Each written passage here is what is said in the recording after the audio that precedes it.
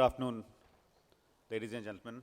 My name is Anirban, and for the next 5 minutes, I will take you through, what we ex-bankers are doing in the space of education and how we are hoping to contribute positively to the lives of Indians around the country in a meaningful manner using finance as an aid. I was in the other room a while back when Dr. Manna sir, you actually addressed a part of this during your speech, and it touched a nerve because that's exactly what we have at Digilend set out to do. And I'll just start walking the journey, by directly talking about three stories that I'll share with you. The first story is about, this girl called Seema Narvekar from Nasik. Photograph has changed for privacy reasons, but this is a true profile. She used to be a telecaller with a BPO firm working in Nasik. She used to earn about 22,000 a month. She holds a diploma in IT, and she has been a consistent star performer at where she works. And this is all that we know about her.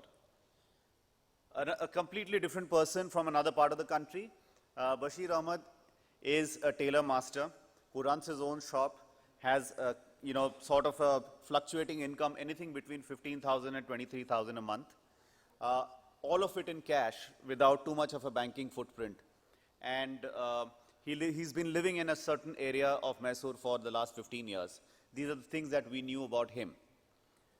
And a third profile of a Sumer Singh who works with Uber, drives a cab in Delhi, earns anything between 25 and 40,000 a month. He's a 12th standard pass, and he's fairly active personally on social media. But why are we talking about them? What is that common thread that sort of unites them? And that is, I believe their effort to go to their next level in life using education as an enabler. Sumer Singh is now currently enrolled for a 14-month IT course, which costs about 80,000 for the entire duration of the course. Seema, on the other hand, has enrolled herself into a part-time MBA program where she's working as well as preparing for the next stage of her career. Mr. Ahmad, on the third front, has enrolled his daughter for IIT entrance test prep coaching, for a 2-year course which costs up to 200,000 rupees. And so where do we come in into all this? Perhaps, this effort to go to the next level in either lifestyle or skill for each of them has been slightly enabled by us because we figured out as bankers, to work through and enable these price points, and break them down into a monthly number like this, which makes it the difference between accessibility and non-accessibility. This is the number that makes the difference between that ability to go to the next level or not. And that, ladies and gentlemen, is what we are doing at Digilend. We have built and we're offering the industry a platform for, installment-based collection of fee. And, that we are doing to help customer manage their cash flows, whilst ensuring the fee collection for institutions upfront, all towards the aspect of accessibility and meeting the aspiration of quality education. Our vision is essentially to bring this accessibility revolution into the education industry using technology, using artificial intelligence, and some of the most leading, tools that are available in the world of credit management. And as an organization, we are almost purely and solely focused on the purpose of education.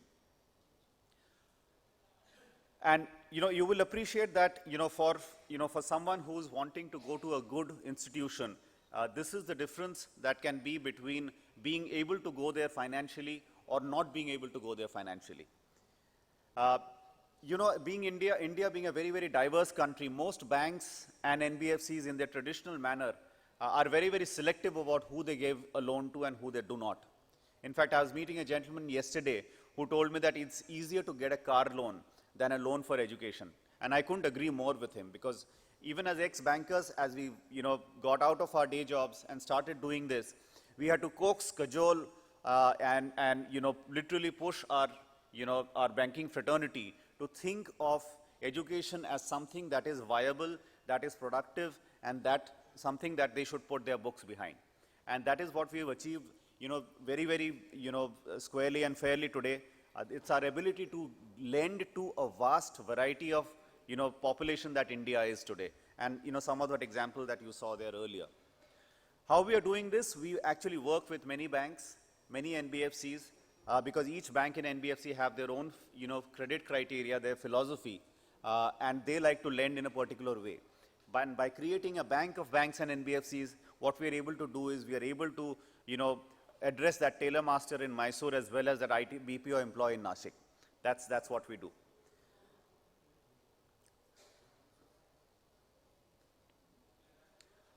We use some of the latest technologies available today. You all heard about blockchain, you all heard about artificial intelligence. This is a live example of blockchain and artificial intelligence coming together to do this real time for us.